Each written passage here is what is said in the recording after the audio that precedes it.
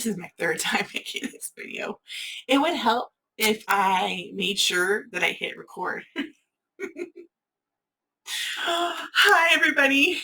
I'm Sarah Walde. I am the writer of over 14 mysteries, and I'm so glad you're here on my channel today. We're going to be talking about homeschooling and how to teach mystery writing to your homeschoolers.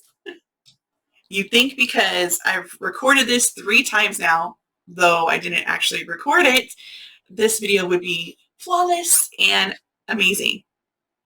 Amazing, yes, flawless, no. So there are several topics that if you get me talking about them, I could go forever.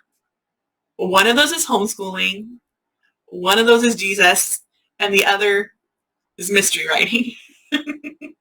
And I could go forever speaking about these topics, and I probably will. So we're going to dive right in. First of all, one of my favorite things about homeschooling, and there are many, is the home aspect of homeschooling. But to me, that means as you're walking along life with your kids, you're teaching them. You might not be a homeschooler, but you're still teaching your students. When you're at a restaurant, you're teaching them how to treat somebody who's serving you by how you treat your waitress.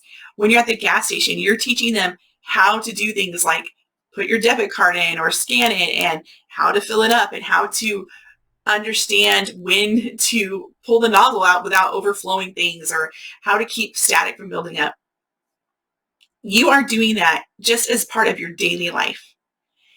And what's cool about homeschooling when you're trying to educate them through their K through 12th grade years is that you're doing a lot of schooling without you realizing it. And this is the case for me in mystery writing. I didn't even realize I was teaching my students and setting them up for a class on mystery writing until I started teaching one. I teach at a co-op for 7th and 12th graders, and I teach them how to write mystery novels. And the first year I did that, I used a curriculum, which was amazing, and I'll post it in the description below just in case you're interested in it. But after using that for a year, I realized I already know how to do this. And I've been doing this for like 18 years, like since my child was born. And that is such a cool benefit to homeschooling, because I got to take what I love and my passions that I would naturally share with my students anyway, and turn it into a class where they could get credits for it. Now, I didn't do this lazily or without thought. I did this on purpose. But it's so much more fun to teach your students something you love than just marking off a curriculum. So when it came to creative writing and teaching my students how to do that, I decided to teach them mystery writing because I'd already been doing it and not knowing I was doing it. Since birth, basically, I have been reading to them and showing them mysteries. So, in fact, the first book I read my son, he was, I think, like 6 weeks old, probably way less. He was taking naps, and I would read out loud to him just to soothe him while I'm entertaining myself with a mystery novel. That's what I did. I still have the little mystery novel. It's on my bookshelf. Yeah. So we started with lots of books that you might not consider mysteries, like some of the Berenstain Bear books. The Spooky Old Tree is a mystery novel. Some of the Gerald and Piggy books are mystery novels just because you don't know what's going to happen until the end. Just Mysterious Benedict Society. Like, I could go on forever. So I have all these titles flooding me. So it's really hard for me to stop and focus because I love mystery novels so much. So 39 Steps, 39 Clues, sorry, not 39 Steps. That's a Hitchcock movie, which is also something we did, is we watched a lot of mysteries together. And we started out with a little bit more mellow mysteries that were age appropriate, that didn't expose my children to a lot of yuck in the world. Like, I'm all about stepping alongside of them and teaching them what life is really like. But in my opinion, there's a way to do that without hurting their young hearts and without giving them too much for their brain to handle all at one time. So we started with, like, besides like the kiddie shows like Blue's Clues, obviously those are mysteries. That teaches them right there how you can probably teach a whole mystery class using Blue's Clues. But we watched things like Rosemary and Thyme, about 2 older ladies who garden and teach and solve mysteries. We watched Perry Masons together. We watch Remington Steele's. That's one of my all-time favorites. We watch some of the Miss Marples, some of the Perrots together. Recently, we've discovered Columbo, which I didn't watch as a young kid, even though these other ones my mother watched with me. And I don't know if she knew at the time she was setting me up to do this as a job, as a career later, to be a mystery writer. She was just sharing with me things she liked and was teaching me about mysteries without even knowing she was really teaching me about mysteries. And that's what I had done with my students, my kids, until the last couple of years when I decided to dive in and fully teach them mystery writing. So before I get to how I do that, I want to encourage you, parent, teacher, whether you're the mom or the dad. I'm probably going to be saying things about moms a lot because in my experience, many of the homeschooling parents I know are mothers, but there are some amazing homeschooling dads out there, and I don't want to discredit you. Props to you. We're just going to move on, and I'm going to talk to moms. You're invited, but I know I'm going to slip up and say moms a lot. Anyway, I want to encourage you, homeschooling parent, mom, dad, to take what you love, even if what you love isn't mystery writing. Maybe you like mystery reading, but take what you love and share it with your student. Turn it into your own curriculum at home. It's not as hard as it seems. You just set a goal that you want to end the year on, and you break that up into weeks and teach your student that. So let's say you're passionate, you love, your peace, your bliss comes from gardening, okay? And your kids have been out there with you, weeding with you and digging in the dirt, and you've been tilling the soil together and planting seeds for forever, okay? Wonderful, you've got a great setup. It's not going to be hard to teach them much more of the science behind it. You can incorporate botany, you can incorporate homesteading, you can incorporate how to feed your family on like a 6x6 patch of land. That is excellent. And because you're passionate about it, you're going to make sure it happens. And they're going to be enthusiastic about it because you're enthusiastic about it. That doesn't mean you're going to bully them into only ever being a gardener. It just means you're going to take what you love and use it to teach them some skill or some science or some fine art that, or math, whatever your thing is. You're going to teach them something you love because you love it and because it's going to inspire your family to learn more. Okay. Same thing with like piano. If you love piano, teach your kids piano. Let's say you have been for years and they hate piano now. I'm sorry, that bites. Sometimes your students will just kind of rebel that way for a while because they need to find out who they are. But that doesn't mean you can't teach them music. So you love piano, they don't want to touch it anymore. Bring out the classical music, bring out modern music, throw in some Gershwin, let them explore music that you love. I know families who love hair bands, like from the 80s, okay? And they discuss these together, and it's a learning experience. You could totally teach, you could teach history using hair bands because a lot was going on in the 80s, and you could teach all that history and how that affected their music. There are so many things you could do just taking your passion and turning it into a class. Okay. Having said that, let's get back into the mystery writing class that I am teaching at the moment and how I do it. Again, I started my students early at this and didn't even know I was doing it. So when we got into the formal education of mystery writing, it wasn't so hard to transition. It's a little bit different in my classroom because not all of the students have the same experience my kids do. And when they're in the class, I kind of have to tone my students down because I'll ask a question about a novel or a book, and it will be something we've already discussed years and years ago, and they'll know the answer. So I have to kind of be like, simmer down, let somebody else answer the question because they know a lot because we've experienced a lot together. So the first thing I do when I'm teaching them how to write mystery novels is I set an attainable goal, okay? In my class, I require that they write a mystery novel of 13 chapters. Why chapters? Because it's so much easier to break down beats into chapters than to try to explain to them the 3-act structure or how many words each thing should have and how many percentages it should have. These students, most of the time, are I have one of two kinds of students. One, they want to be writers and they're thrilled to be there. Two, mom and dad put them in the class and they hate writing and they just have to get it done. So giving them an attainable goal of 13 chapters means that this isn't going to be pain forever, and for the one who's enthusiastic, it pulls them in to give them a narrow focus. So my 13 chapters, I don't really care if my students write 500 words per chapter or 2,000 words per chapter, as long as they're hitting the story beats that I've asked them to do in those chapters. And we'll get to how I do that later. So first, an attainable goal. We have a year to write 13 chapters. That's not too much. It's hard because writing is hard, but it's not too much to ask. And then I introduce them. After I've given them a goal, I introduce them to classics. My children, because they're my children and we just do mysteries. Oh, another mystery novel series is The Incorrigible Children of Ashton Place. Please check that out. That's amazing. That helped me introduce my children to Edgar Allan Poe, and that's the first person I introduced my students to in my classroom is Edgar Allan Poe, because he wrote Murder in the Rue Morgue, which is considered the first detective novel. And so why not start with the basics? Why not start with the first?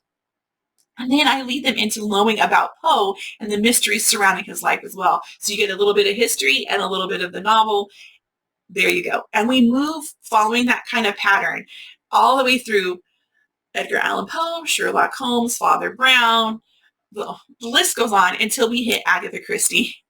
Because Agatha Christie is the queen of mysteries. She outsells, I believe it was everyone except for the Bible and Shakespeare through these decades because her mysteries hit the proper emotions, hit the proper plot points.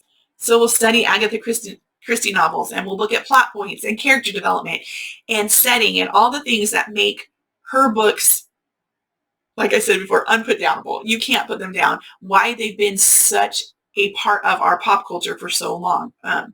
Anyway, so that's Agatha Christie and the novels. But my focus with these novels is not to tear them apart so much that my kids and my students start hating mystery novels. I do want to dissect them. I do think it's important to look at them and see the beats. And also one of the beats that I love to explore with them is if justice was served, because that prompts a lot of conversation in your class, especially among junior high and high schoolers who all have an opinion. If you've never taught a class of high schoolers before, using a fiction novel like this, because it's not a political in-world life issue that can flare up so many emotions and make students clash and kind of hate each other a little bit because the world gets so angry and impassioned about these things. Using a fiction novel takes a little bit of that weight off it, but you actually get to explore really deep issues like was justice served, especially if you're using And Then There Were None and Murder on the Orient Express. These are my students' favorites because they spur on such debate on what is right and wrong and what is justice. It's great. Anyway, so we dive into the classics, and after the classics, I like to tear apart episodes of television shows with mysteries. Why? Because an episode of Murder, She Wrote is short. It's an hour long, 45 minutes, 50 minutes long. It's short, and I can break them down into 13 chapters, like I told you that I'm requiring them to do. Murder, She Wrote is a great example of what to use to teach your student how to write mystery novels. I am so sad that at the time I'm shooting this, Angela Lansbury has passed. JB Fletcher. She's so, I don't know, my heart is really sad about it. I can't wait to meet her. I hope I get to hang out with her in heaven some. We won't even go into that, but I love JB Fletcher, her character. Angela Lansbury does an excellent job of portraying her. But one of the best reasons to use A Murder, She Wrote to teach how to break it down into 13 chapters is that Jessica Fletcher is a static character. She doesn't really change. The only thing you see her changing in all 12 seasons, I think, of Murder, She Wrote is getting more and more comfortable with being famous. That's about it. She doesn't really do much more. And because she doesn't change that much, you don't have to focus on her character arc. You can focus on the mystery at hand and how to break that down. And that's what I do for my students. I go through an episode with them and I show them, this is where chapter 1 would start, and this is where chapter 1 would end. See this? It's the setting, the introduction of the sleuth, the introduction to the would-be suspects, and the first little obstacle in the way, like a storm or a car breaking down. That's chapter 1. Chapter 2, look, here we go. We're going to see how they overcome this weird obstacle. Here we go. More character introductions, more suspect introductions, and bam, here comes the inciting event, aka the murder or the crime. Chapter 3, the sleuth has to decide to sleuth. If she doesn't, then there's no mystery. We don't care. She sits down to the side. We don't get to come along for the ride. They decide to sleuth, and they come up with their first plan on how to discover who the murderer is. Chapter 4, starting plan 1, watching them execute it, watching them gather the clues from plan 1, and using those clues to recalibrate and make a plan 2. That leads you to chapter 5, which is the same thing. Living out the plan, finding more clues, recalibrating, and starting a new plan. And each one of those plans gets a little bit more dangerous as you go along. One, because each plan takes you closer to the villain, which is a murderer, so you could literally die if you come in contact with them too soon. But also because rising action has to rise, it has to go up. So this is an excellent way to teach your students, okay, see over here, she's just trying to figure out who the murder victim is. Figuring out who the victim is isn't as dangerous as trying to figure out who the murderer is, right? But it's the first step. The next step is, maybe figuring out the alibis of the people who had opportunity, right? That's a little bit more risky because you're going to trigger warnings to the villain, right? But it's not as risky as later in chapter 12 when you're going to confront the villain and have a showdown. That is nowhere as risky. So you're building up to that. And then chapter 13 is the wrap up where you decide if justice was served. And justice is served not just to the writer, but to the reader. Will they feel good about how justice was served? And to the characters in the book. How did they feel about justice being served or not served? And then it's the return to normal for the sleuth. In JB Fletcher's movies and shows, this is literally the return to normal. So like if she's in a Cabot Cove episode, which is her hometown, she often starts like in Main Street talking to people or in her kitchen. And the end scene will usually be the same. She will be on Main Street if she started there, or in her kitchen if she started there. One episode that I love to break down with my students is Murder Takes the Bus.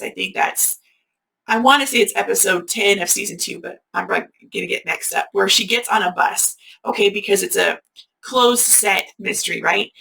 She gets on the bus to go someplace, starts the story. At the very end, she gets back on a bus to go home. You get to see the beginning and the end, how they mirror one another. You can't get much simpler than that using a Murder, She Wrote to teach how to write these 13 novels. Other shows you could watch, like I've listed before, is Monk, Murder, She Wrote, yeah. Tommy and Tippets is good. Annie, Agatha Christie, Miss Marple, a Poirot is good. Columbo is a little bit different because Columbo is a how catch him, not a who done it. So you could use that, but the beats are going to be slightly different because it starts out with the crime and you already know the person and then you watch the detective go catch them. Okay, so that's a little bit different than leading your readers through who did it for them to decide who did it. It's a little bit different to watch them try to encourage the detective to figure out who did it when they already know who did. Okay. I told you I could talk about this forever. I am going to tone it down because I absolutely adore mystery novels. Obviously, I write them. I love them. They are like some of my happy places. They're what I watch when I'm sick. They're what I read when I'm driving in the car. Listen to when I'm driving in the car. They're what I read on vacation. I love mystery novels. If you love mystery novels, I hope this helped you plan out how to make a curriculum with your students.